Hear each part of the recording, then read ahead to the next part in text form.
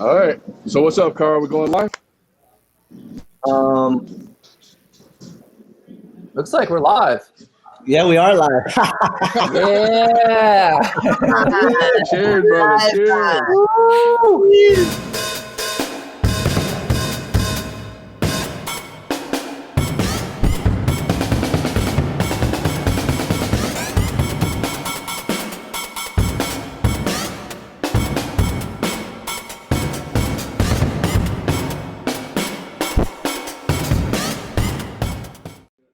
Hello. Skateboarders, welcome to TSM Live Show Season 3, Episode 8, the season finale. I am not your host. Tommie Zam. I'm actually the asshole behind the scenes that has to edit this shit. We had some technical difficulties and am now filling in. But just for the beginning, if it makes you feel more comfortable, I can just be Tommy for a little bit. Is that working? No? Alright, anyway. It's going to be a great fucking episode. We have the author of Thank You Skateboarding, Ricky Roberts III. And then, of course, the legendary Dave Swift. No introduction needed. And also music by Big Mother Gig. What else? Some commercials of cool shit. I don't fucking know. Roll it. Cheers.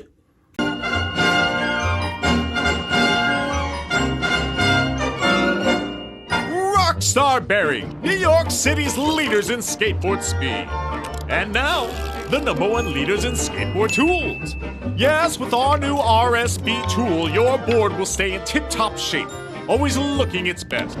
We pride ourselves in looking to the future and never to the past. Isn't that right, guys? It's the tool every skater is talking about. With your new RSB tool, you'll truly skate like a rock star. It comes equipped to tackle all your board needs so that your nuts and bolts give your wood the support it requires.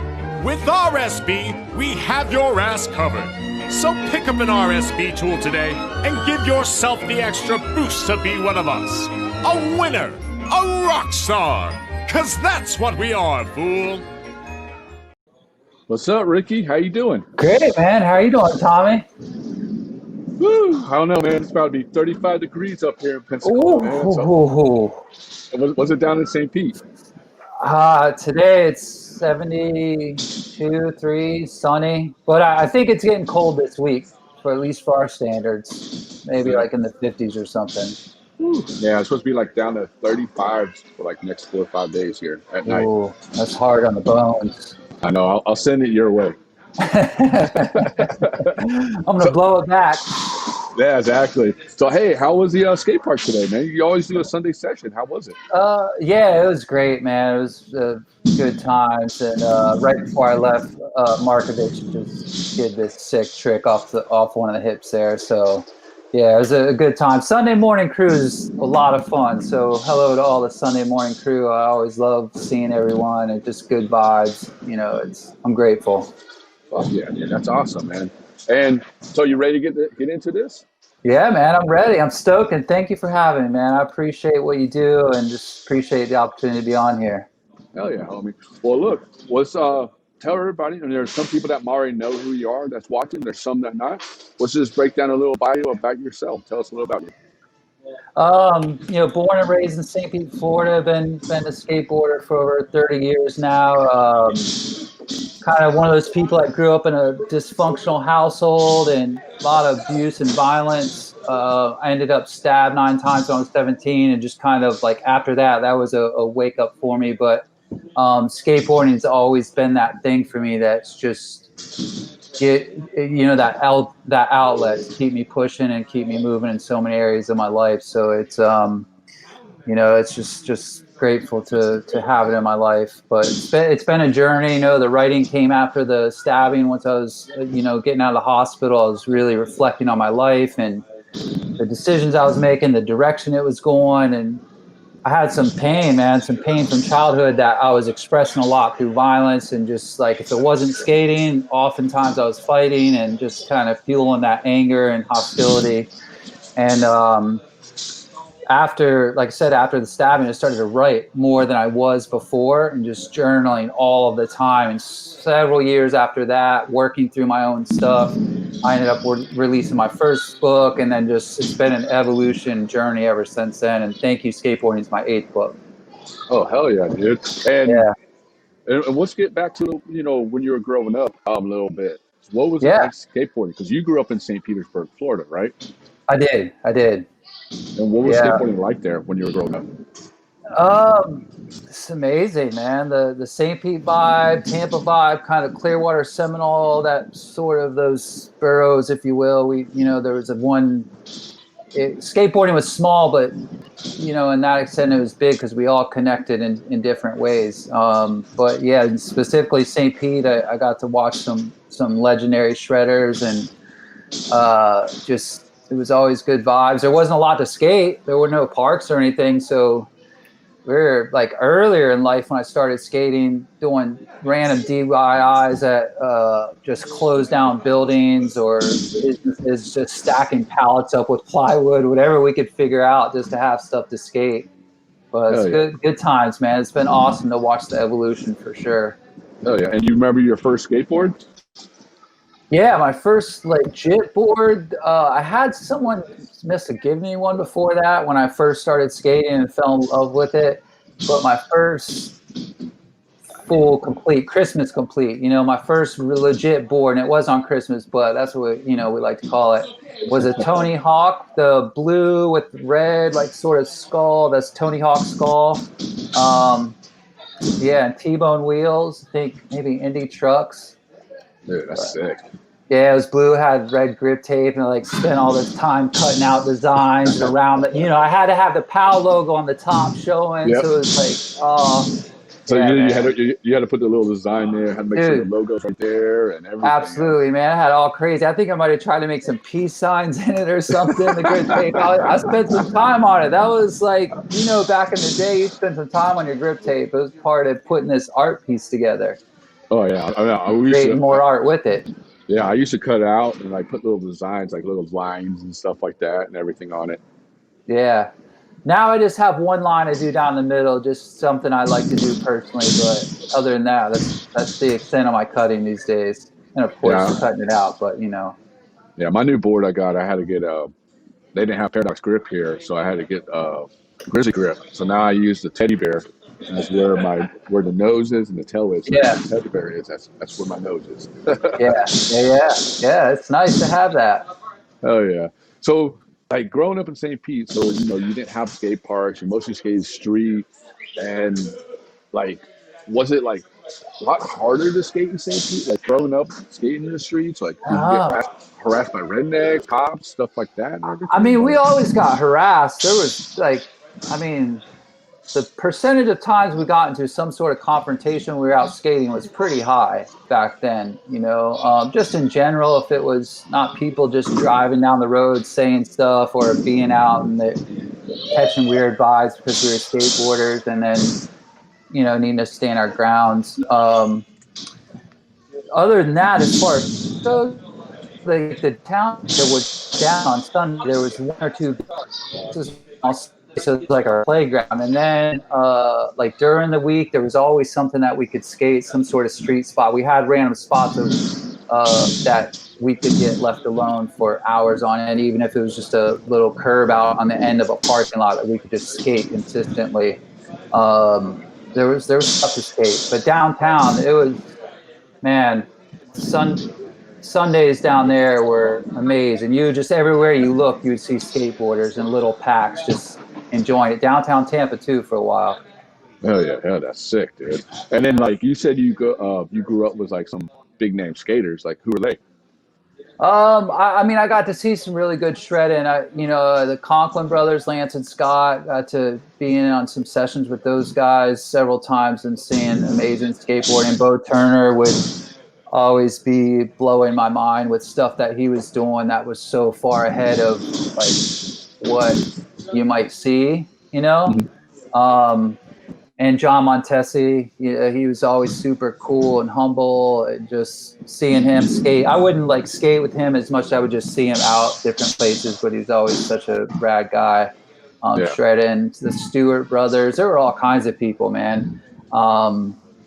Yeah, let's go. Not to mention the immediate people I grew up skating with were all I feel like shredders in their own way and doing their thing, you know. But beyond those guys, it was just the love of the scene, and just like it is today. It's not about what you're doing so much, but as much as just being on your board and being out there and sharing the vibe and the love for skateboarding. And that's always something that I was stoked for. Didn't matter what someone that was doing necessarily, you know. Yeah, definitely. And then you said something that. Sorry, go ahead. I was like, all guys, I always think there's so many sessions that happened and stuff they did that was never documented, that now I look back, I'm like, man, I wish there were more cameras around back then, because my mind is always thinking about some of the stuff I saw that there are no photos of, no videos of, no clips of, just amazing skateboarding. Yeah, definitely. And then you said something that you got stabbed. Well, tell us a little about that. What happened? I was actually out with Scott, was one of the people I was out with, and a few other friends, and we just got into a confrontation that it went wrong. I think, you know, there's discrepancy in the details, but I think they thought we were someone else, you know, and they came at us. There were several people, probably 10 to 15 people, and they just came at us with a lot of hostility. Like at first it started off with someone coming up to Scott and I, and we just thought it was like, all right, who are these dudes? And I could feel like something was going to happen. And then I think maybe Scott hit one of the guys, or the guy might have hit Scott, like just kind of came up to the side, and then Scott hit him. And then I hit the guy that was next to him, and it just got chaotic from there. We all split up. I ended up getting backed against this wall, and there was a group of people in front of me. Instead of fighting my way or letting the group come at me and just try to beat me down against the wall, I just started to fight my way through the group. And as I was fighting my way through the group, that was when I felt something like someone pulled my shirt, like yoked my neck. I felt something go in my back, my side, my chest. As I was fighting through that mob, they were like coming at me. They were just stabbing me, and I didn't know who was stabbing me, who wasn't. Yeah. And finally, I fought out of that group. And at that point, they probably realized, you know, they had to get out of there. So they kind of just took off running. And I looked down, and I was just blood. My shirt was ripped off. I was missing a shoe. I think they're a fresh pair of eye pads, something new. And I just remember they were like a fresh pair of skate shoes, and like just had blood. All my front of my jeans were fully blood, and I didn't realize I was the same was on my backside because it was stabbed there too. And it ended up being, you know, I got rushed to the hospital. Long story to keep it short, I ended up in the hospital, and in the hospital there were doctors and nurses all around me, and just like putting a tube on my nose and my arm. And at that point, I realized, like, I was ready to die. I was kind of freaking out. And before that in my life, I didn't care if I lived or died. I just lived recklessly and was like, whatever, you know. And that was kind of like a big wake up call for me. And it ended up being I was stabbed 9 times, and I spent like, you know, several days in the hospital recovering after that. Yeah, man, that's crazy. I mean, yeah, it was heavy, man. And then Scott got flashed across the stomach, and I saw, like, when he was coming over towards me at the end of the chaos, I just looked over, and he was just wide open, gut, like side to side, holding, I don't know if it was intestines or muscle or what it was. It was heavy. Damn. I'm glad you're alive, dude. I mean, you know what I mean? That's yeah, man. But before that, you know, that wasn't the first time there were weapon involved in fights. People would pull guns out or knives or whatever, and I would always kind of laugh at it. Just like had that rage inside me where I didn't get intimidated by that stuff, but that was humbling for sure. when it happened, so. Yeah, definitely. And so you said that was a life changing. So that's where you kind of like, did you stick with skateboarding, or did you kind of like step away from it for a little bit and did something different? I stayed in skateboarding for a while, and I think you know, that was really part of what helped me keep going, because after the stabbing, I had some home life issues, and things were compounding with PTSD and stuff, and like the depression got really heavy for me, and like suicidal on a pretty much regular basis. And skateboarding, I think I was probably in the window of my prime at that point, because I was just skateboarding, like feeding that all of the stuff that I was processing through that. And it was weird because I kind of separated myself from everyone because I was dealing with so much internally, but I would just go skate by myself at night and just like be really like doing tricks over and over and over and real repetitious and just spending hours on the board, disappearing into it, you know, and letting it heal me and help me keep pushing. Yeah, that's awesome, man. And like I said, you know, like you said, like skateboarding, what people don't realize, like skateboarding has saved people's lives. You know what I mean? Oh, dude, countless, man. I couldn't even imagine, you know, my life without skateboarding at certain phases in my life. It's hard even to fathom the possibility of surviving it if I didn't have that board with 4 wheels that I could just go and be on. And still to this day, man, that's I always encourage people, especially our age, to make the time for it because, you know, our mental health is just as important, if not more important than our physical health, because everything about our life is like that's rooted in our mental health and how we're doing. And skateboarding is such a healthy outlet that helps me personally keep my mind right and keep the negative thoughts away and down, you know? Yeah. And that's where you came up with this book, Thank You Skateboarding, right? Yeah, just, you know, all the other books over the years, friends that knew me closely would ask if I would write a book about skateboarding, never thought about it. And I always said, there's a book in me. I just don't know when, you know, it's just, I know I want to. And it just got to that point where, especially in the last few years after this new park opened and I'm, you know, skating more consistently than I had. And not that I ever quit, but I wasn't like skating as much as I am now, you know, and in that process, just, it was time to write a tribute to the many ways that skateboarding benefits everyone's life, whether they do it now or once did. There's so many positive aspects that end up manifesting in other areas in our life from skateboarding. And that was just you know, as much as I share in that book, I know the words will always fall short to really expressing how beneficial skateboarding is and how much it like brings so many people together and so many positive aspects of it that book's just a tribute. It's one that's written for every skateboarder that either currently does skate or once did, just dedicated, you know, to all of us. And where can the viewers buy your book at? Anywhere books are sold online, but you know, Amazon's probably the best place. I just direct everyone to Amazon, type in "Thank You Skateboarding" and it'll come up. Ricky Roberts III. Okay, and then there's a couple things like I love your book, by the way. I mean, like Thanks, man. everything you said in the book, and you know, I like the fact that you have like different pages or different little sections. You know what I mean? And I like that because it brings a lot of like things that are how I feel about skateboarding. And one of the things I like about is you wrote is for the love, and it says. People don't skate for the money, fame, or the ability to acquire mental things. They skate for the love of it. Even for the ones who attain financial success and popularity through a career in skateboarding, that is not why they skate. I mean, that's awesome. You know what I mean? Dude, and you can hear interviews time and time again from some of the most high, like, ranking skateboarders, if you will, in terms of, like, what their you know, what their notoriety is or whatever. And it all comes back to, they would do it without the stuff. They would still skate. It doesn't matter. It's that one thing that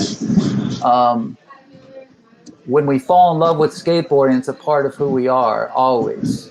Yeah, it's just, and it's for the love of it. And I think that's the shared thing that us as skateboarders get to have together, because we all know it's all for the love ultimately, whether we get sponsored or flow or whatever, or don't, or whatever our path is in skateboarding, it still comes down to the love of it.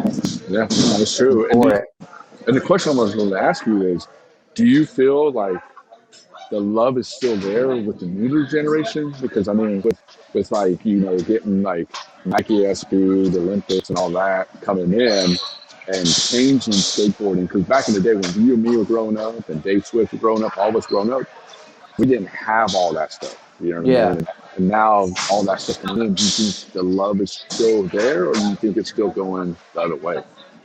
You know, I think that those are all perks that weren't there when we were coming up and growing up in the way that they are now, and the money that's being fueled into skateboarding. Those are all certainly new perks. But the reality is, whoever those people are that are getting that, to get to that level at skateboarding, there has to be more than just, oh, I want to get to this level at skateboarding so that I can get free Nike Ice Bees and get a check from Red Bull, right?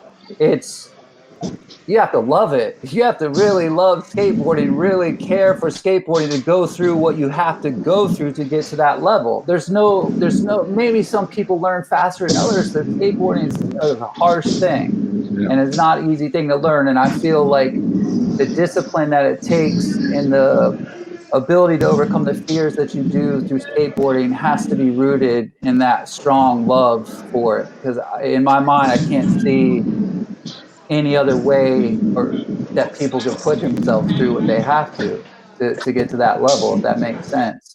No, and, you know, all love for them to be able to get the perks and enjoy it. You know, I wish that, you know, it's nice to see that type of reward on different levels for some people that work. We all know who skate. We know how hard that work is to be where they're at. No, definitely. That's definitely true, you know. And one last question. What's new with Ricky Roberts III? I mean, what, you got anything good coming up or anything, or what? Even though I'm your older brother here, you know. Yeah, man, I know you know. So, yeah, man, it's I'm always working on tricks and pushing to get new tricks, and I'm always writing stuff in my head and working on different projects. I don't have a specific book in the lineup right now, but you know, I'm just continuing to spread the word about Thank You Skateboarding and connect with people and get that out of there. And I appreciate all of the support and respect for it and everything I've gotten so far.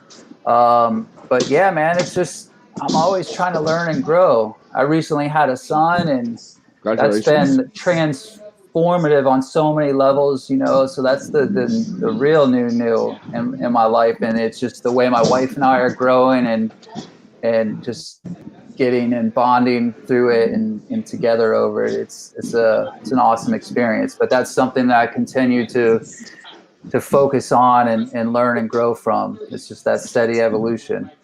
Oh yeah, dude, that's awesome, man. And people, go follow Ricky Roberts III on Instagram. You gotta watch him skate, dude. He kills it, dude. Oh man, I'm just happy to be on the board, man. It's just hey, thank you. I appreciate it.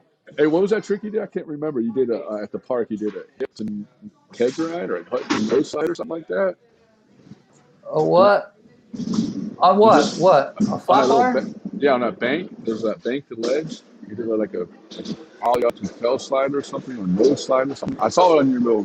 You did like that curve ledge. Yeah. It was just a off the bank to nose slide around it. But that thing's sketchy in real life. The curve's pretty sharp. So I was figuring out coming off and curving around was a bit of a battle. Dude, that thing was sick, dude. That was sick. Yeah, I seen it. I seen that little spot, dude. You know what it's like, right? It's kind of it's a little sketchy, but I'm happy I got my body to do it because my mind wanted to for a while. So it was that was a fun little battle. Oh yeah. Well, Ricky, thank you so much for being on the show, man. And hey, I love your book, man. People, thanks, man. Go get this book. Thank You Skateboarding at where, Ricky? Where can I get it? Amazon. Amazon.com. And if you can't find it on there, DM Ricky. Just type Thank You Skateboarding in. It'll come up. But if you prefer other venues, you don't like Amazon, Barnes & Nobles, Target, anywhere books are sold online pretty much. So grab this book, man. And Ricky, man, thank you so much for being on the show.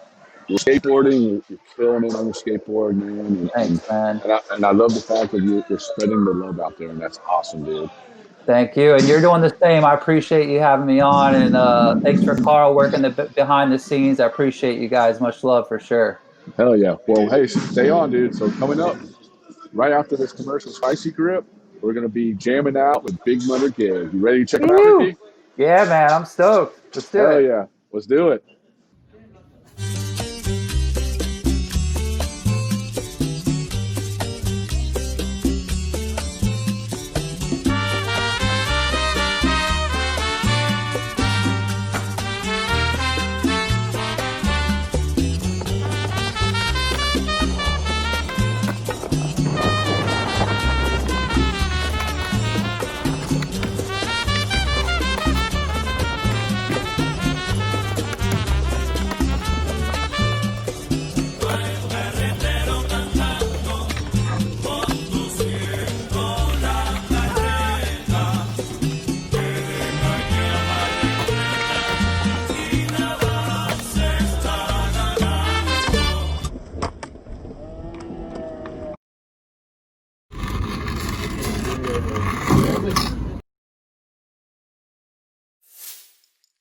Fitch. How you doing?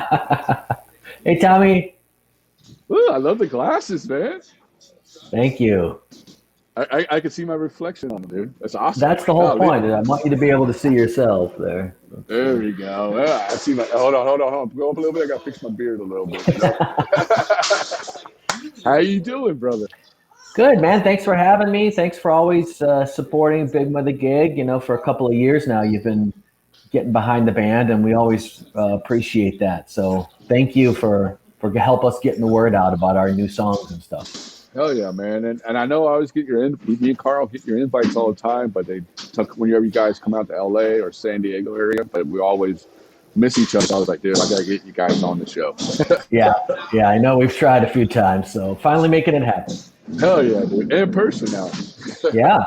So some of the viewers might know who you are, but some don't. Tell us a little bio about Big Mother Gig. Yeah, for sure. So Big Mother Gig, we're a band based in Los Angeles, originally from the Midwest. There was a 20-year break in the band's history. We started in the 90s, then took 20 years off, reconvened a couple of years back. We put out a record in 2018, and we are slowly coming around to putting out another record soon. We've been dropping a few singles this year. And so if you like guitars and alternative / indie rock stuff like that, then you might like Big Mother Gig. Hey, I like you guys, man. You guys jam out, dude. Thanks, man. Thanks. So let's go back just a little bit. So you guys started in 90, right? 1990, 1992? Yeah, exactly. I'm originally from Wisconsin, and we started in Milwaukee in the early 90s. Okay. And that was right when like Nirvana and all that stuff was going on, right? Yeah, exactly. And we definitely were part of that, sonically part of what was happening with, kind of loud guitars. I mean, I grew up listening to punk and hardcore, and by the time the 90s hit, it was slowing down a little bit. So, bands like Nirvana, but kind of their predecessors, Dinosaur Jr. and Replacement, stuff like that. Big influences on us, and that's kind of the style of music that we make back then. Oh, that's awesome. And let me ask you, how did you guys meet up? How did you start the band? Yeah, we were based on, we all met in college. We were freshmen, sophomores at Marquette University, and, just kind of discovered mutual love for different bands, started playing together. I mean, every band story is probably pretty similar. You just kind of, you're just learning your instruments, and you're meeting people who have similar ideas. You start playing at basement parties, and then if things go well, you start, doing better, playing in local clubs, and then touring and putting out records and all that stuff. Oh yeah, and how is it hard? I mean, what I'm trying to say is it like hard to come make your own songs and write your own songs and everything? Well, I suppose it is and it isn't, because it all kind of goes. It's all, I would say that's, you either have the bug or you don't. So, and I don't mean people have, like, there are times in your life where you feel the need to express yourself through song. And so, yeah, there are times when it's really hard because you just don't have anything to say, because nothing is really bugging you, or there's nothing on your mind. But when you get the bug and you get the itch, it becomes easier. About 2 years ago, I wrote what's going to be our upcoming album. And I wrote that whole album in the course of a long weekend because I had a lot to say. I had a lot happening in my life, and it was time to get it all out. But there have been other times in my life when it's really difficult to write because there's just nothing bubbling at the surface, that you're trying to get at. Yeah. And then how do you come up with the titles of the song? I mean, pick like a certain word, or are you watching Netflix or something? You're like, okay, hey, that's actually sound pretty good. I might use that as a title. Yeah, song titles are a tricky thing. I mean, I've been doing music for 25 years, so I have a lot of songs, and I find that the songs that are the best have really simple titles that are frankly just the chorus of the song. You can get really intellectual with it and name. There's this interview there was this band in the '90s called Harvey Danger, and they had that big song on the radio, and it was called Flagpole Sitta. And that's mentioned nowhere in the song. And the guys actually said, if I just called this song "I'm Not Sick, But I'm Not Well," he's like, I'd be a millionaire right now. So there's something to be said with just kind of going for the obvious when it comes to song titles. And then you guys are coming from Wisconsin and going to LA. How was that transfer? How was that like? Was it big culture shock? Like, how did that work out? Well, it was a gradual process. I mean, I left Wisconsin in 1996 and moved to New York. Spent about 10 years in New York City before I got to LA. So at that point, coming from Milwaukee to New York was a massive culture shock. And I was also very young when I did that. So it was tremendously different. But that's kind of why I liked it. Like, I kind of felt like I needed to experience something really different from the world I grew up in. Getting out to LA was different. I was already in my 30s and 40s or whatever. And so it was a little more of a natural progression. And we've been in LA now for over 10 years. So LA really feels like home. Yeah, definitely. And then before we listen to your song that's coming up,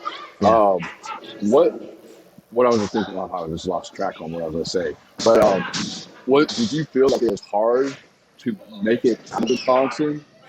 And like, if you didn't make it out of Wisconsin, would you be in LA or New York, or did you feel like Wisconsin would just got you where you're at? So everything comes down to timing, and for this band, timing never worked in our favor.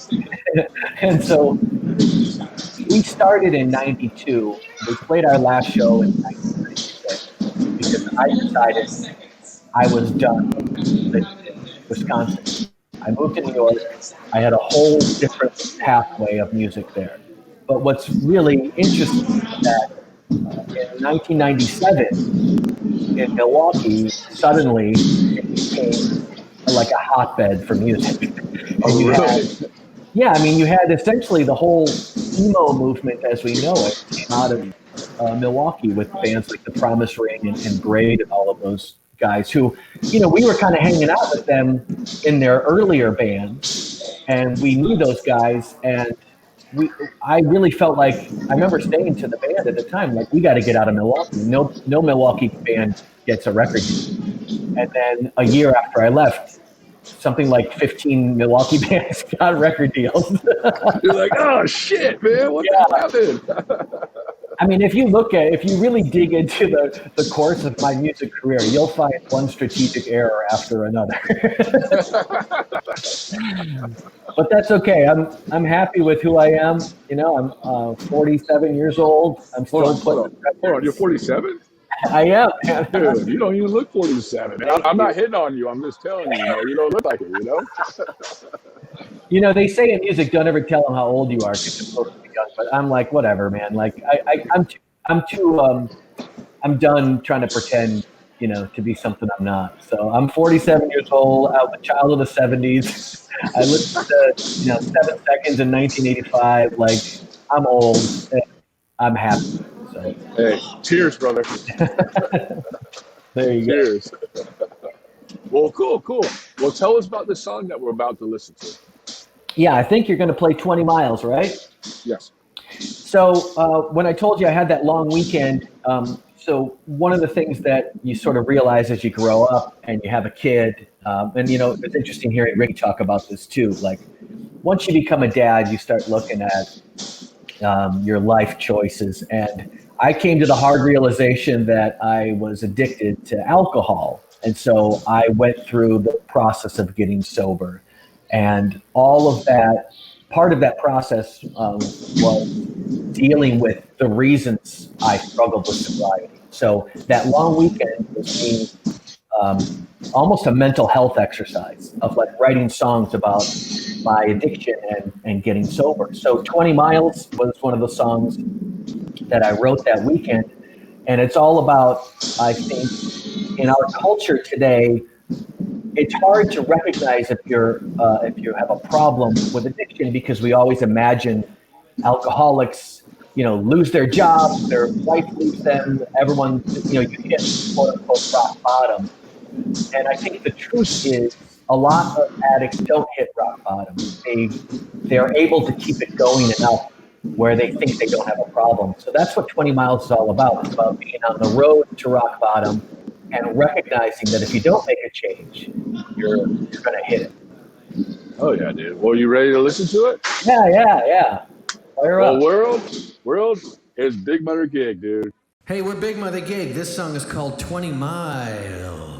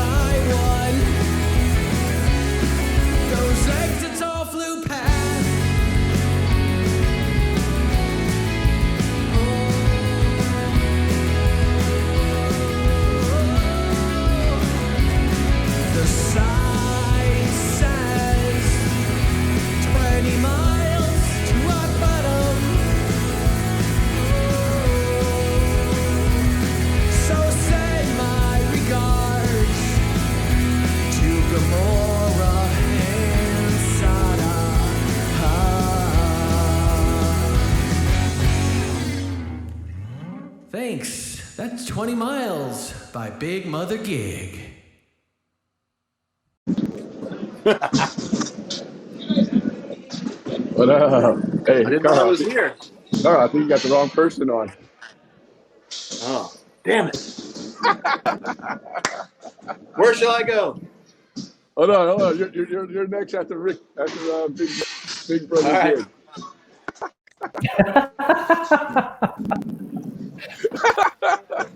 Carl, Rasta Carl back there, man. So, Dave, tell us about that song. Dave, tell us about that song real quick. Something about 20 miles. Sprite. It's funny. I recorded. Obviously, it's just me in that clip because, thanks to coronavirus, all our bandmates are spread all over the world quarantining. So I had to make do with just me in the backing tracks. Hey, you did awesome, dude. It was awesome. I like the purple lights in the back, dude. You did great, dude. It was awesome, man. Well, hey, whenever COVID gets back, and not get back, but once it gets cleared, I mean, I'm only in Florida for like 6 more months, and then I'm heading back to California. But we all miss being on the show, being on the road, going to like different bars and skate parks and stuff. And we would love for you guys to come back and play live officially, the whole band and everything. But just to have you guys on, just you and the guys on, it was fucking awesome, dude. And the song was awesome, man. Thanks, man. I appreciate it. I really do. And before we go, what's about this new album that's coming out? Yeah, so we haven't officially announced it yet, but we basically it's going to come out probably in the spring, and we've dropped 3 singles this year already. They're all on Spotify. So if you're interested in listening to these songs, please check us out on Spotify or Apple Music or wherever you listen to music. You can go to bigmothergig.com to find all our social media. I'm plugging now. So do it, man. On Instagram, Facebook, IG, baby. We even have a TikTok account, if you can believe that. Oh no, you got a TikTok account? Really? We got a TikTok account. Yeah. We chick and we talk. You know what I mean? Like. Yeah. That's awesome, man. Well, dude, Rich, man, thank you for so much coming on the show, man. And one last question. What can you tell the upcoming musicians, like, who want to start their own band and go play music and record? What can you tell these people? Something I wish someone had told me when I was like 19. Spend a couple of years figuring out what you want to do before you worry about what other people tell you. So it's really difficult when you're just starting out to formalize your own vision, especially when you have people trying to direct you in a certain way. So figure out what you want to do and then just do it. And you don't become a musician when you start selling records. Like, you're a musician when you start making music. And so just do that. Make sure you're happy with what you're making. If you're not happy, then make something else. And just be honest with what you want to do. Hell yeah. That's awesome, man. And Rich. But, as I said, I've made one error after another. So don't apologize. Hey, his advice is great, dude. Listen to his advice.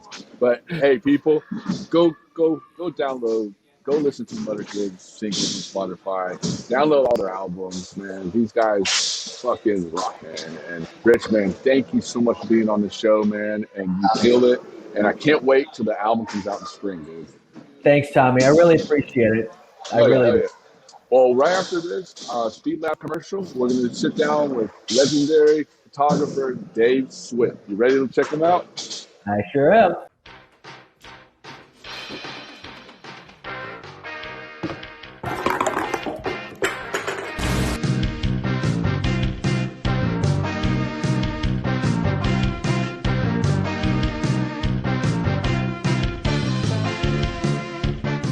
Oh, there comes a time when every skateboarder has to choose whether they want to push or they just want to roll.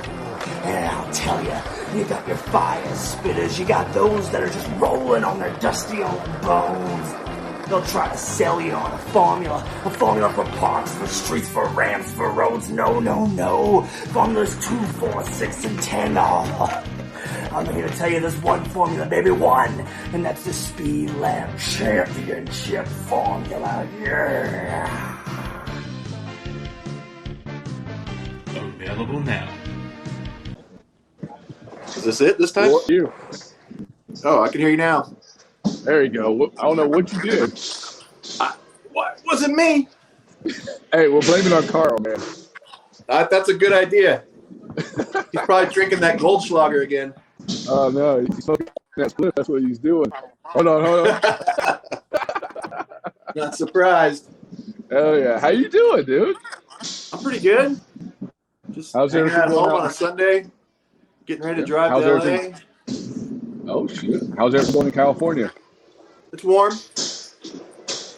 Yeah. You guys getting locked down out there or what? I mean, a few months ago, we've been fine since May, I think. Oh, As far as lockdown, skating, everything's open. San Okay, Diego. cool. I can't speak for Orange County and Los Angeles, but I'm down here. You're an SD. That's right. Well, cool. Well, let's get into this. Sounds good. Some of the skateboarders know who you are, but there's some who don't. Tell us a little bio about you. Bio. I love this part. I watched Crawlix the other day. So I started skateboarding in 1977-78 when the skate parks were kind of big early. Got out of it for a year and then got back into skateboarding in 1980 and never stopped since. So I kind of grew up looking at skateboard magazines and photographs of skateboarding. That's kind of like where I came from as far as my view of skateboarding outside of what I can see on an everyday basis. Always came from photography and the photographers that shot skateboarding. Somehow lucked into a magazine job at Transworld. I don't know, that wasn't my fault, but I ended up there. Stayed there for 15 years and then started another magazine called the Skateboard Mag with Grant Britton and a few others. Oh, hell yeah. Hey, those are two legendary magazines right there, you know? It was a good ride. It was a good run. Hell yeah. So let's go back a little bit. So you started skateboarding in the 70s. So what was it like skateboarding in the 70s?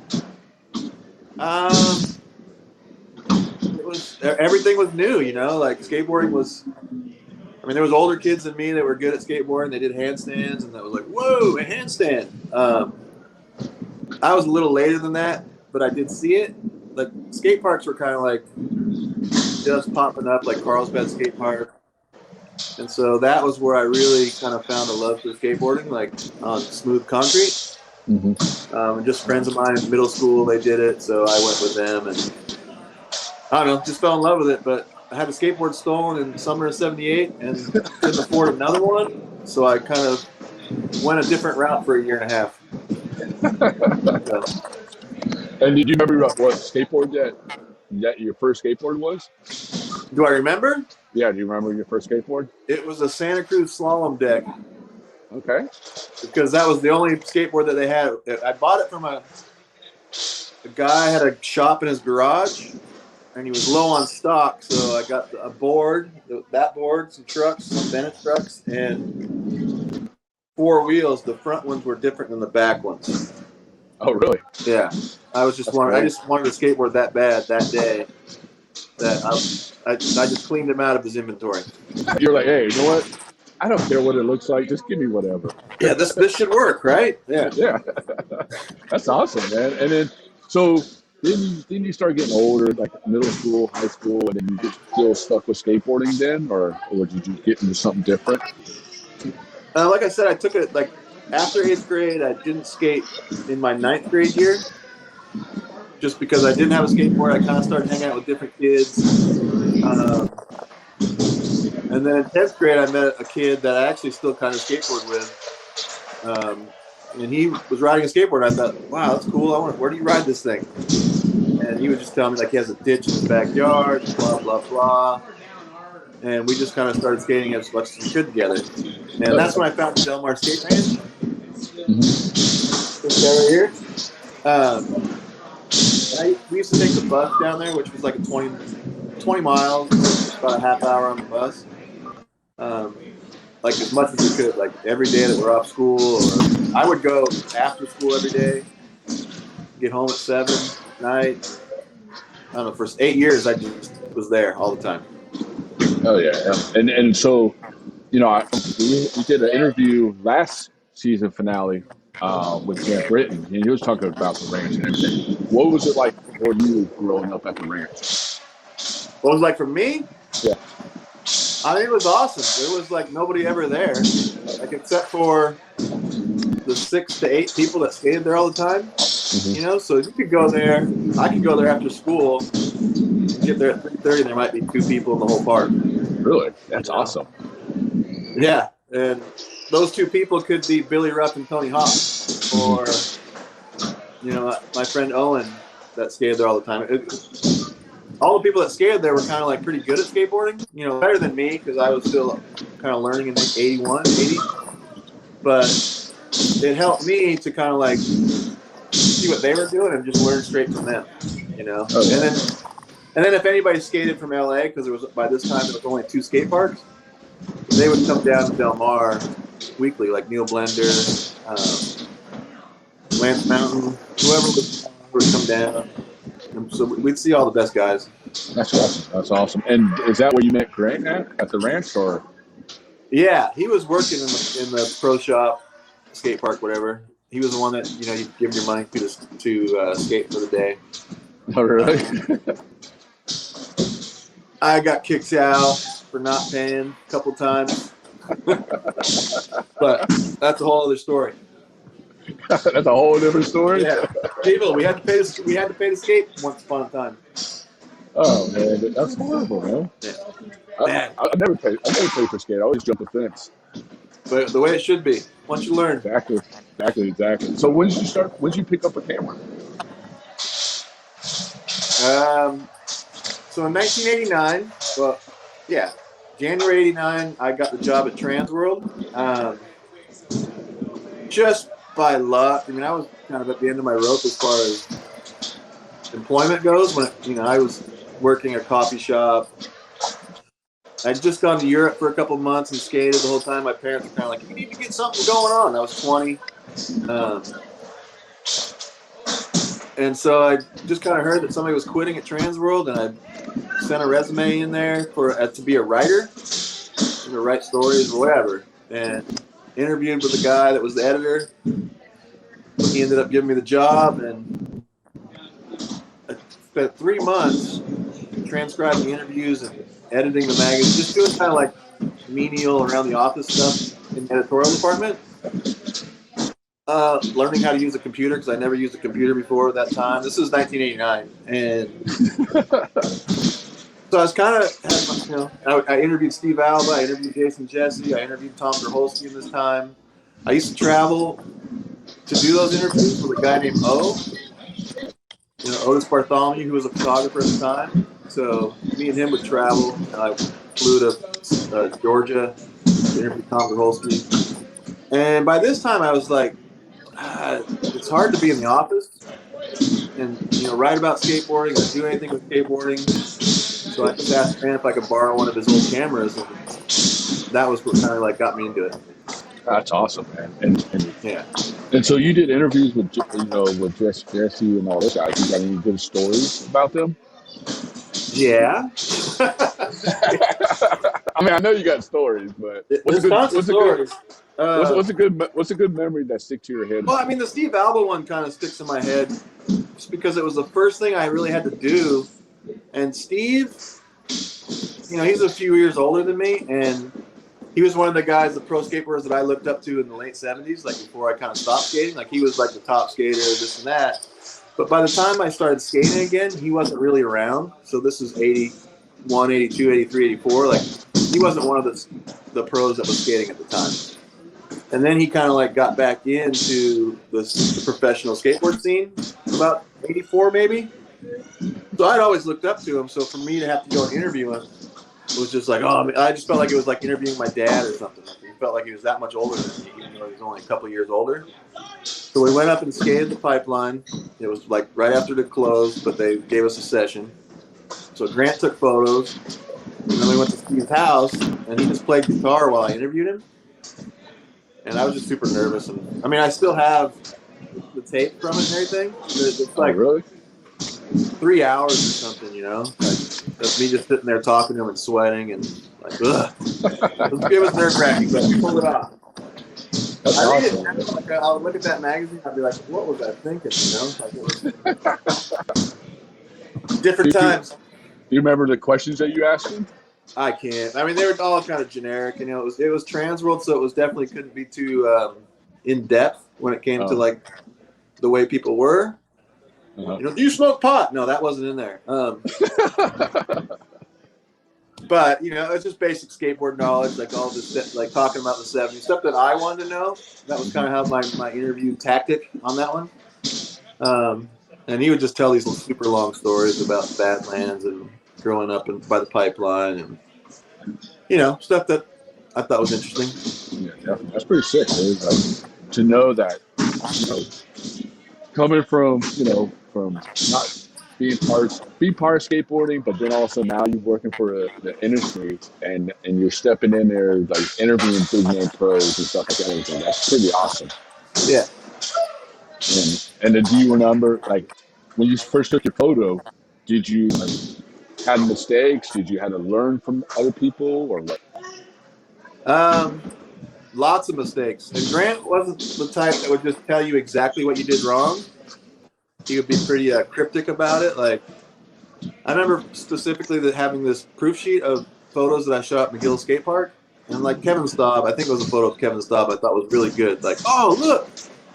So I showed it to him on the proof sheet, and he looked at it, and then he went like this. He turned it sideways, and he goes, it looks way better like this. I was like, I didn't know if he was making fun. I didn't know what he meant. Like, what? It looks better like that.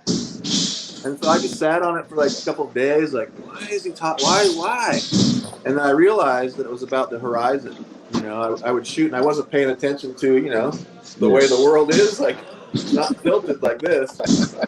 It's like this. And so it helped me to kind of just figure out what's, you know, some of the rules of photography that they can be broken, but a lot of times they shouldn't be broken. You know, I mean, you got to kind of like work with that kind of stuff. And then basic film knowledge, like, you know, I mean, they're not dealing with digital where you can look at the photo. So it was go out, shoot a roll, come back. Maybe 2 of them were exposed correctly. And there was a lot of, you know, hits and misses in the first couple of years for sure. Yeah, and, definitely. And to be frank, like in those years, the only reason why I took up photography was to get out of the office. And you got to understand that I'm a little ADD, and being cooped up in a room like with a computer you couldn't look at the internet back then. It was just like you had a computer and you did your job, and there was no distractions. So I needed to be distracted by skateboarding. So it was my excuse to get out and be around so I could skate. And in that same time, I would shoot photos like between runs or whatever. So I would take a run, I would shoot a photo, you know, over and over, and my skating suffered. And my photographer really didn't improve fast enough, you know, so because I wasn't completely focused on either one. Yeah. And I learned real soon after that it was either I skated and didn't take photos, or, you know, I took photos and didn't skate. I just had to like separate the 2 of them. Yeah, and that's kind of like how I live by things now. Like, because people are always like, "Are you gonna skate?" And I'm like, "No, I'm here to take photos. I can't skate when I take photos." So. Why is that, can I ask? Well, it's just because I think it's my photography suffers, right? Because I'm not like really thinking about the photos. I'm thinking about skating. And if I'm skating, I'm not really, you know what I mean? Like, I'm not giving either one of them my 100% attention. And as a photographer, I got way better when I separate those. That's awesome. No, that's true. That's true. You know, I mean, you can't be like, oh, hey, I'm going to get this photo. But also, too, in the back of your mind, like, damn, I'm going to do that trick real quick on that handrail or that slappy curve or whatever, you know? Right. You can't think, it's too hard to have both of them in your head, at least for me. Other people maybe can do it, but not this guy. Not you. So, 2 things. So, what is your worst photographer photo, and what is your best photographer photo? What was my first? No, your worst. Like what you took a photo and you're like, dude, this is the awful photo I ever took. There's a lot of worse. There's one that sticks to your head. File cabinet full of worse. Do I have it? I mean, it's all these photos that were like, I mean, I would say the worst ones are the ones that weren't exposed properly, or they're totally out of focus, or they're just, you know, like an arm's cut off that right here, you know, like just stuff where you look at it like, oh, I really blew it on that one. Or, I mean, one of the things that I didn't have a problem with being a skater was the timing, you know, so that was what I picked up right away was how to time a trick to make it look the way it should look. You know, like a backside Smith grind, the rail should be down, and like his foot should be a certain way. I knew that. So that didn't take much time, but like figuring out like what f-stops were and shutter speeds and how they coincided or worked together, I didn't know. And then add in film and flashes, those were really hard to kind of master together too. So, so from 89 to 91, there was a lot of hit and misses. But we're dealing with, you know, free film that I'm getting from Transworld and going on trips with the best skaters. It was a good experiment. You know, I mean, I had a good time experimenting, and it wasn't costing me any money. I was, you know, being flown around the world. And the one experience when I went to Europe in 1990 for all the contests and stuff, I was there for 6 weeks, and I had a bag of film, my camera, my skateboard, and I would just take a train to go to all these different places and meet up with people. And when I'm flying home, I don't have any idea whether or not any of the photos are going to come out. Oh, really? That was pretty stressful. And from that, when I got back and I had all those processed, and I probably pulled off like 80% of the time making it work. You know, photos being good, you know, good as in magazine quality.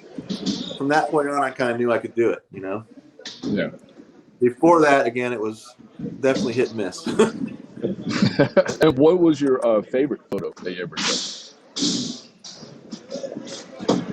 I know there's probably 1,000 of them, but one that sticks to your head. My favorite. I mean, it might be the Heath Kirchart Santa Barbara photo where he's doing a 50-50 on the curved ledge. Yeah. Just because, again, with Heath, everything was like, he might make it in 2 tries, and that's all you get, or it might take 2 hours, you know, and that was one of the occasions where it was, he got on it right away, a couple tries, and he was like, let's shoot a sequence, and so I went from still to sequence, and so I only have 2 or 3 frames of that 50-50, you know, and yeah, definitely. when it comes out and you get it, and it's on film, it's pretty cool, you know, so I really like that one. So do you like digital better than film?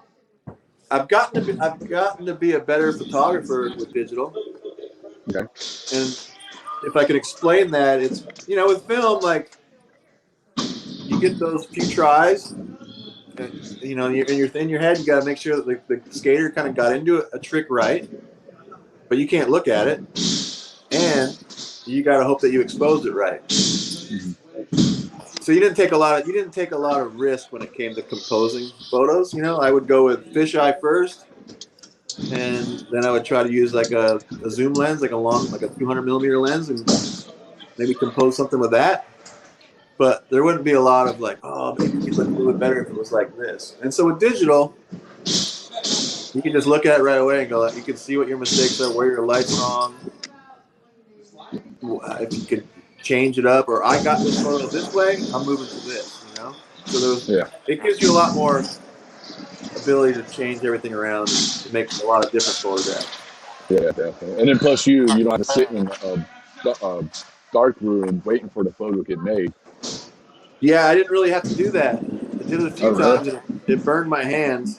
Well, because at Transworld we had a darkroom guy do all the prints. Okay. They had somebody in there that worked all day, and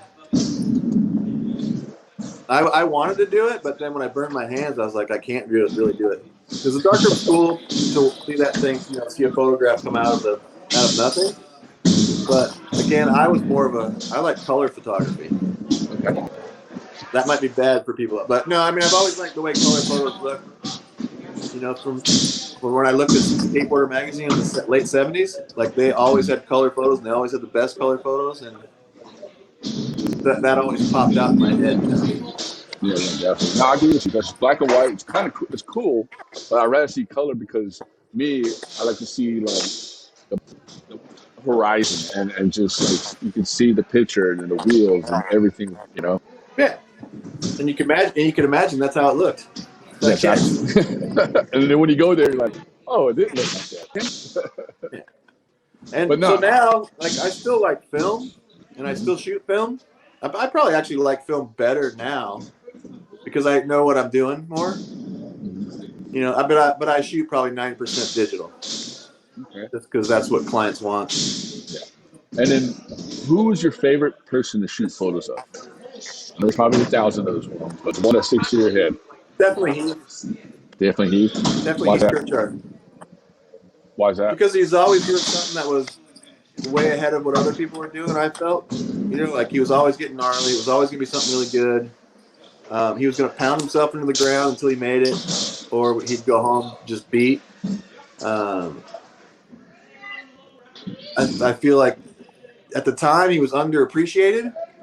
Even when this was all going on around 98, 97, like people didn't really like him, or people weren't like looking at him as the top guy, which has totally changed now. Like when people ask me about Heath all the time, like that's the main guy.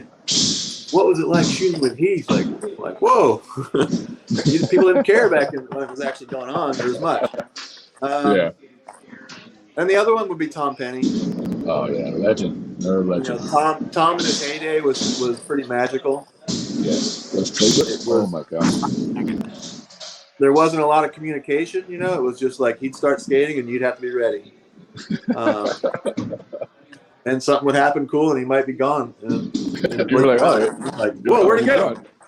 But it was just rad to see that when it was in its heyday, you know, 96, 97. Yeah. We're good. No, definitely. And then how did you and Grant start Skateboard Mag? How did you and Grant start Skateboard Mag? How did y'all start? Grant had always talked about leaving. You know, he'd always get upset with how trans would work. For whatever reason, you know, it wasn't anything bad, but like as they were bought and sold a few times, it was like, are we just going to get 86 someday? But there was no ill feelings towards the magazine when we left. It was just like we had this opportunity to do this with a crew, and skateboarding was really big then, and it seemed like it would be easy to do. You know, like we knew the magazine, we made the magazine, we made videos. Why can't we just do it on our own and maybe make some money? You know, and we got an investor, and we did it for 14 years. Yeah. And if you go back, if there was a time machine and you can go back to when you started Skateboard Mag in 14 years, is there anything you would change or keep or anything like that? I wouldn't have done it. Why is that? Why do you say that? Just because, I don't know. I mean, we had 7 owners, and having 7 owners causes a lot of friction. Mm-hmm. You know, so the first 4 years were pretty. Overall, it was great, you know, and then it was just arguments and just kind of too much of a hassle. Yeah. Without having like a boss, like everybody was trying to be the boss, as opposed to having one person that was the boss. It was hard to get anything done and make a magazine the way that any of us really wanted to do it, you know. So, not that I wouldn't do it, I would still do it, but. Kind of just the climate of skateboarding all changed. Everything kind of went the other way with the internet, and we weren't ready for it.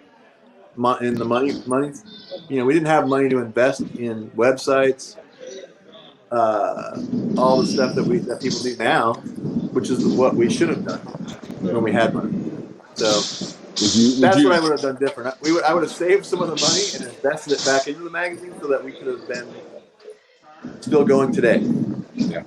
I mean, I honestly, my honest opinion is like Skateboard Mag was like, when I grew up, I had, you know, the Thrasher Transworld, or Thrasher then Transworld, and then you guys came out with Skateboard Mag, and then the Skateboarder. So my favorite one was Skateboard Mag because I loved the photos in it. You know, you guys had amazing photos and didn't have like 500 ads, big ads in there, but it was just skateboarding, you know?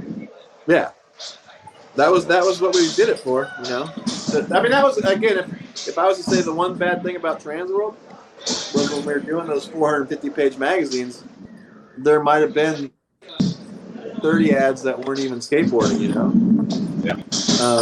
Military, got milk, whatever, all this kind of junk that we would get upset about. And I don't think anybody would get upset about it now because they'd be making money, you know? But Yeah. in 2002, it was like, oh, this is so bad. You know, but and it's funny to hear people talk about those issues, you know, like that were 450 pages, because that was like almost 200 pages of pure skateboard like editorial, you know, and a lot of the skate ads at that time were really good. You know, I mean, like the skate ads were just as good as the editorial. So overall, it was a pretty good package. If you were a kid receiving a 450-page magazine in the mail, you know, like, I'm so pissed. I think they're happy. And there's always been a beef. I mean, I always know when I was growing up, there's always a beef between NorCal and SoCal. Is that true? It's all made up. All made up? Like it is a made up thing. like the skateboarders out of NorCal. Go ahead. Well, both magazines were started by a truck company, and then you can go from there. I mean, as far as I've been told that it was all kind of, it was made up to like bring interest into this, like this weird battle, you know, like there was something there, and that you're either north or you're south. I mean, back in 1984, that's pretty cool, but in 1995, when skateboarding is pretty global, it doesn't really make a lot of sense. That who cares about Northern California and Southern California? It put a lot of, I think, weirdness into California, like there was some weird vibe that there really wasn't. You know, I think it made that even stronger. And then you look at it today, like, did it really matter? It was probably pretty fun for a little while. It was before my time, actually. So, I mean, you're what, 35? Right now, yeah, 32. No, 32? but I mean, when I say that it was before my time, like as a magazine guy, like I didn't get it. Like it didn't make sense to me. I understood that there was independent trucks and there was tracker trucks, but I was in Southern California and I like indies, you know. But I didn't really want to like, oh, my friend rides trackers, he sucks, you know. I didn't do that. Like, I didn't feed into it so much. And the funny part is that a lot of the rad skaters rode trackers, you know. Like a lot of my favorites, like Neil Blender and Jeff Phillips, were tracker guys, right? So I don't know. It's funny. No, it is. It is. No, I totally agree with you. I mean, I was just curious because I mean, I still hear it from other people, like, oh, NorCal, I don't like SoCal, or SoCal, I don't like NorCal. I'm just like, what's the difference, you know? Yeah. It's a weird one. And I know you you hung out with Dirty Aussie quite a few times. Do you have any good stories about Dirty Aussie? Dirty Aussie? That's a where's that come from? Good old Dirty. Because I know he's watching, so, you know, I have to mention his name there. No, I shot a few sequences of Dirty Aussie that I still have in the file cabinet. And I actually saw him when I went to Australia the first time. I think he was back there. I don't really have any stories. Like, he always seemed really mellow to me, but like, so I could never figure out why he has the nickname Dirty Aussie. I don't either, man. You know, so is he around? Yeah, he lives down in San Diego. He's back. Okay. When I was living there, we kicked it all the time. But he was a nice guy. He like really went for it when we shot. Like he did some stuff where it was like, whoa, you really pulled that one off. I don't know how. Ricky Beatball wanted me to ask you something. The hoe wheels. What's that? Ricky? Ricky Beatball. Yeah, he wanted me to ask you about the hoe wheels. Hoe wheels? Yeah. I don't know anything about hoe wheels. Huh? You know, he said that you know something about the hoe wheels. I don't know. What is the hoe wheels? I don't know. He said Dave knows about the hoe wheels. Huh. Might have to ask him about that. Yeah. My recent story of Ricky Bedenbaugh is that, and again, I met Ricky when he was out here with Markovich in 92. You know, so it was pretty early Markovich and living here, and Ricky was his like sidekick and filmed him here and there and skated too. So he was on a lot of the photo missions that I went on with Chris. But recently, well, I mentioned that Transworld had a darkroom guy. This guy's name was Johnny Donhow, and he was a photographer, but he died 4 months ago, and I acquired this photograph that Dan Sturt had shot that Johnny printed, and it was the center spread for Chris's interview. I don't know if you're familiar with the water gap in Carlsbad. Yeah. So it's that. So it's a photo of Chris, and like it's only his board, like the top part of his board in the top of the frame, and then a shadow. And there was some issues with that photograph within the photo department at Transworld. Like, why is it like this or whatever, And I was kind of the intermediary between some people, and I ended up with this photo, and I might have posted it on my Instagram, and then Rick hit me up and said that he has the Polaroid of it. Oh, really?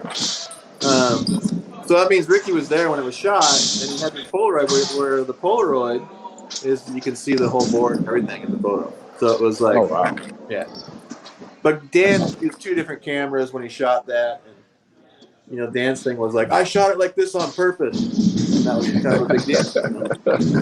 But I have the original print. That's awesome. Hey, keep it. Just save it away. Lock it up. Lock it it in needs the a new file. frame. The frame's kind of dated. Oh, really? Yeah. It's one of those weird glass frames with no outside. Oh, yeah. You definitely got to frame up good. Definitely. But so with skateboarding, from you growing up from skateboarding, working in the industry, and seeing skateboarding now, how do you feel about skateboarding? Like, do you see it progressing and being better, or do you think it's getting worse and not getting better? Or skateboarding always gets better. People that skate don't really pay attention to what the media or the outside media or people are telling you. For the most part, like they just skate. Like I go to the Encinitas skate park 4 or 5 times a week and skate, and there's the plaza part up above, and we have the bowl down below. And everybody's just trying to rip, And I feel like there's a lot of progression that people aren't seeing in skateboarding. Because, maybe it's because there's only one real big media for skateboarding now. Like if there was more, like there had been, like you see different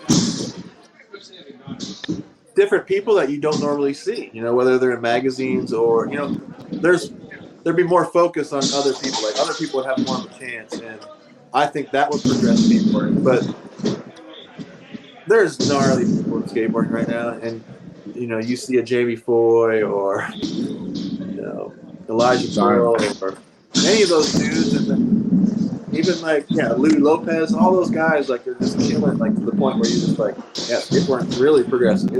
It just keeps moving, There's nothing holding it back.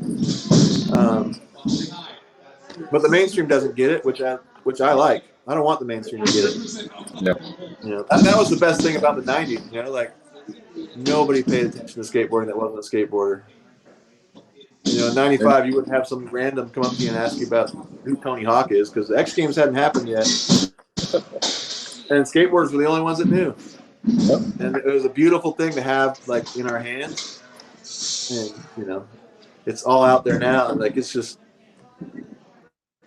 it doesn't have the same appeal, I think, but we're skateboarders, so we love it. Yeah, definitely. And what's your feel on Olympics? They're fine. I'm not much for competition anyways. Like, yeah, I don't think that's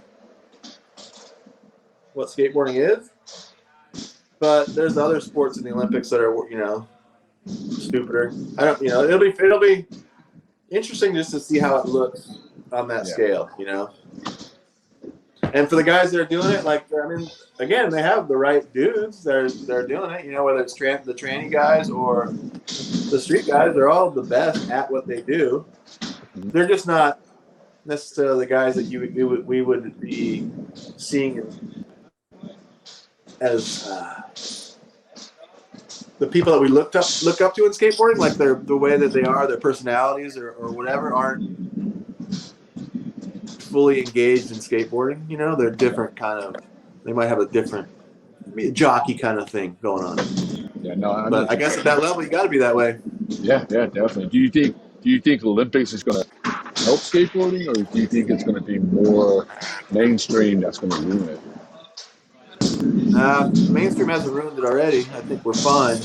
Yeah. I think it'll get more interesting, and it will help out the hard goods brands because people will be like, "Whoa!"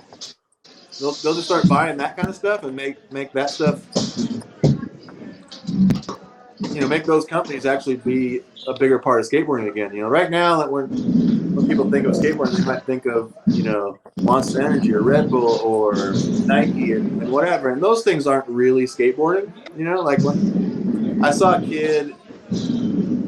I was skating with a kid the other day, and like the graphic on his board was just like the Rockstar star. Mm-hmm. He didn't have a graphic; it was just like a blank board with this Rockstar star. And to me, that was just like the toughest thing ever. Yeah. But I'm 56 years old. I think that skateboarding, the art, the people that do the graphics and all that stuff. That's what I think of skateboarding. Like and what a skateboard looks like, what the wheels look like. How grounded your trucks are, like shoes and energy drinks weren't a big part of my skateboarding growing up. So I'll always look at them as outsiders, Yeah, definitely. And what can you tell the upcoming photographers who want to come out there and start shooting photos and stuff like that? Is there anything you want to tell those guys? Yeah, just keep doing it.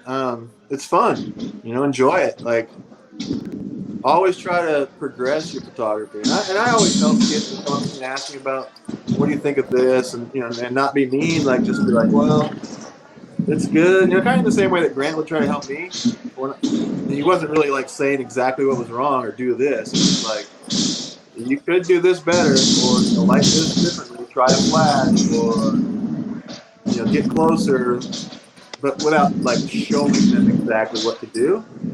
And that way they'll be able to progress their photography and have a creative mind and kind of not just do things the way everybody else is doing, Yeah.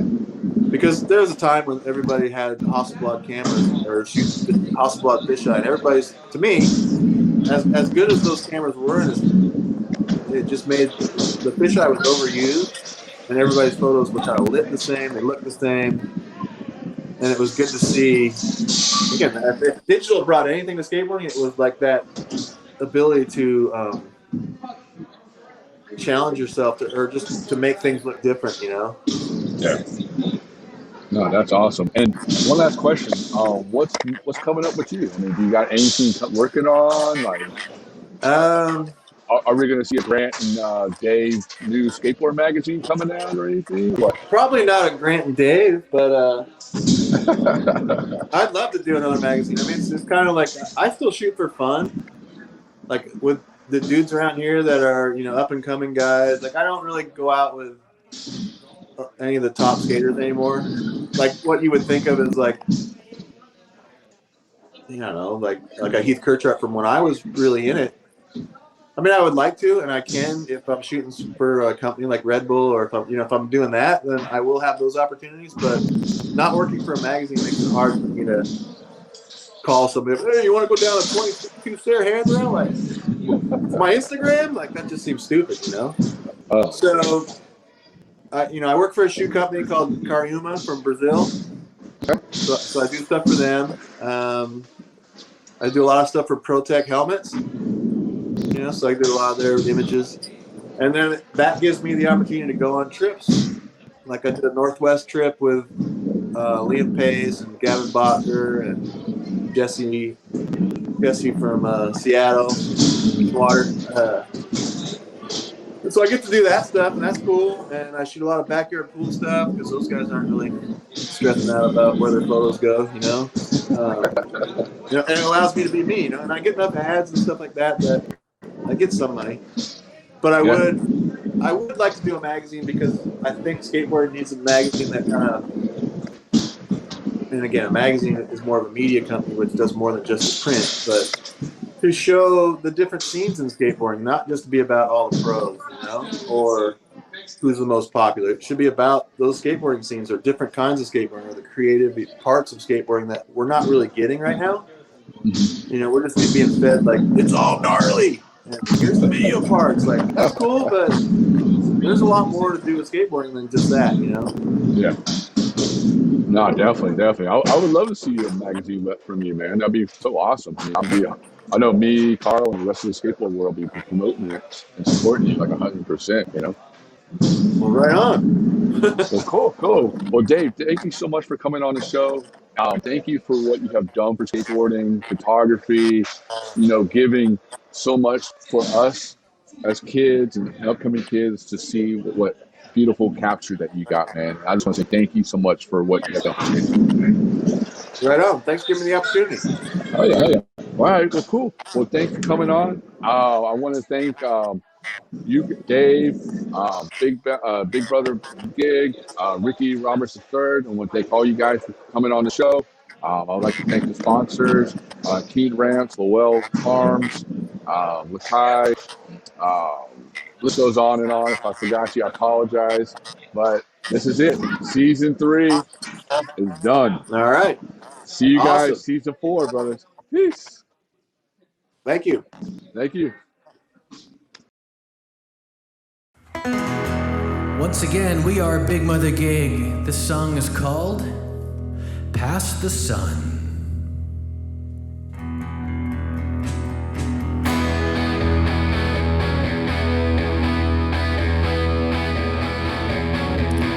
Even though I reach the back of the endless path, I keep looking around for ways to keep going on, keep going wrong. I'm about as far as I could ever go. I felt the rain pushing me, feel the wind blow past the weather vane, past the storm cloud. Home. I'm a busy body. I like looking busy in just a moment. I will be past the sun, past the sun, past the sun.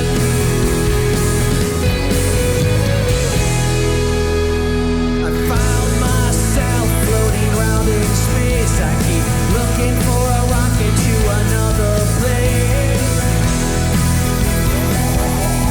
another place. It's black as night and my air is low. I should have stayed mundane, or at least did flow past the stratosphere, past everything. Not home. I'm a busy body. I like looking busy in just a moment. I will be past the sun, past the sun, past the sun.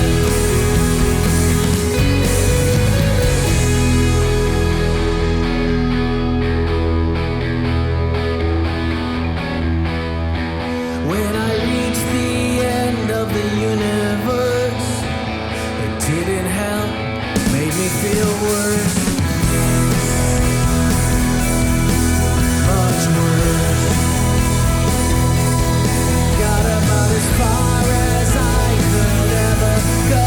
I felt the rain calling me, come home, past the stratosphere, past the sun, past the sun, past the sun, past the sun, past the sun. Thank you. We're Big Mother Gig.